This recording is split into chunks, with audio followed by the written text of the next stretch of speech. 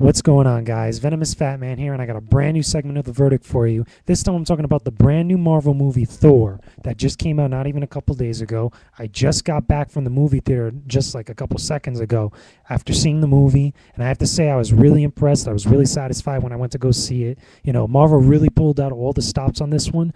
A lot of people that were really, before the movie came out, they were speculating that this movie wasn't really going to do that well in the box office, saying that pretty much because Thor is one of Marvel's more fantastical properties, is not so much down to earth and a lot more, I want to say a lot less more serious than let's say something like Iron Man 2, for example, or The Incredible Hulk. So it was kind of interesting to see them take this different type of take on Thor as a property, because they don't have Thor running around talking, the pretty much the Asgardian talk that everybody's really familiar with in all the different Thor comic books and the different cartoons and stuff, where he doesn't sound too much of like a goofball in this actual movie. He actually, Chris Helmsworth actually really handles the character very well, and Marvel ultimately really handles the actual IP very well. They make it much more less fantastical, which it does have that heavy fantasy aspect to it as far as the Norse gods and the Norse mythology and stuff, but it's a little more sci-fi like that, and kind of making it seem part of the world that Marvel's trying to set up for the Avengers movie. And I have to say they really did a good job on it, taking this route for it, because it doesn't make it so bad as a lot of people thought it was going to be.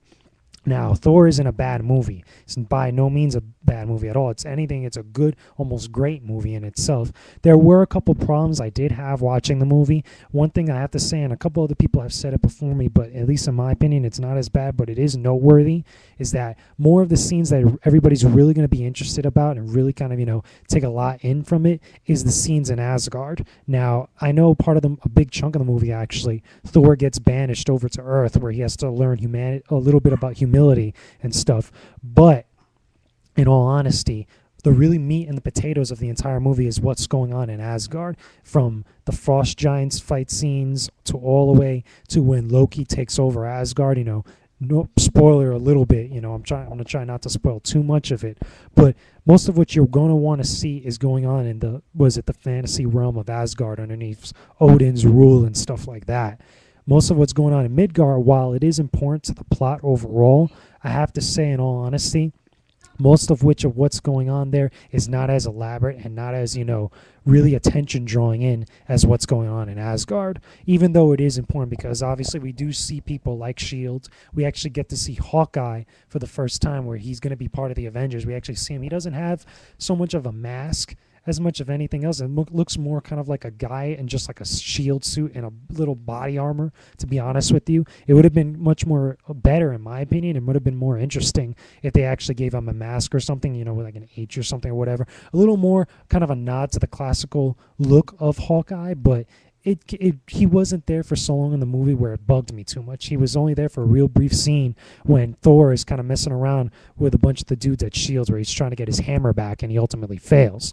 But all that aside, it is nice to see also that this movie wasn't heavy on a lot of the Avengers kind of, setups and stuff like that. There is some setups in it, there's even a same exact scene from the ending of Iron Man 2, where pretty much, the main guy from S.H.I.E.L.D. that we've seen in all the Iron Man movies, where he actually goes to New Mexico and he actually sees Thor's hammer and reports it in.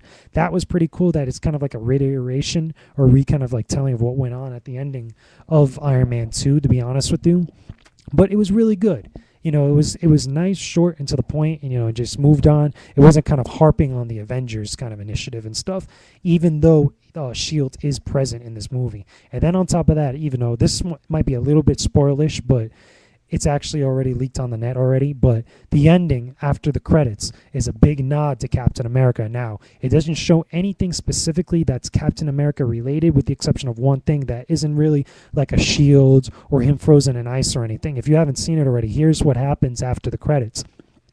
He pretty much one of the doctors that actually, works with Jane Foster, who's supposed to be the love interest of Thor throughout the movie when he's on Earth, actually gets, taken to some underground facility where Nick Fury, played by Samuel L. Jackson, that's, in charge of S.H.I.E.L.D., Nick Fury talks to him for a little bit, tells him about, certain things about power, about, science and mythology. And then he opens up this case, and inside of it is the Cosmic Cube, which you guys don't know. The Cosmic Cube is an actual artifact that, floats around the Marvel Universe in different areas and stuff. People are always trying to fight to get it, and it's a source of unlimited power. Now, during the course of the movie in Thor, you also see other little artifacts and stuff like that, including the Infinity Gauntlet, which a lot of people made a big deal about. But it has no play or say what's going on during the course of the movie, and I don't think it's going to have any weight, when the Avengers movie kind of rolls around. But the Cosmic Cube is actually probably going to have a big presence because it is in Captain America.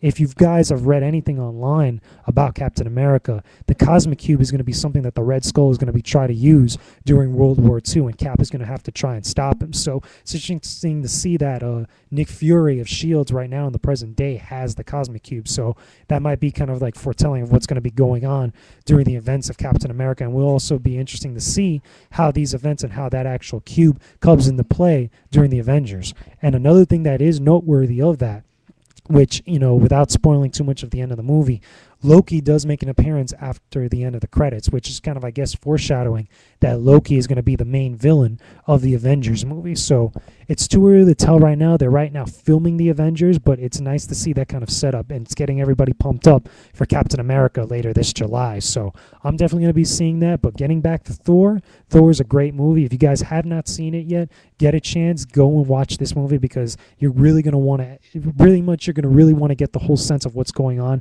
leading up to Captain America and also to the Avengers movie. So it's a great movie. Should sit down and watch it.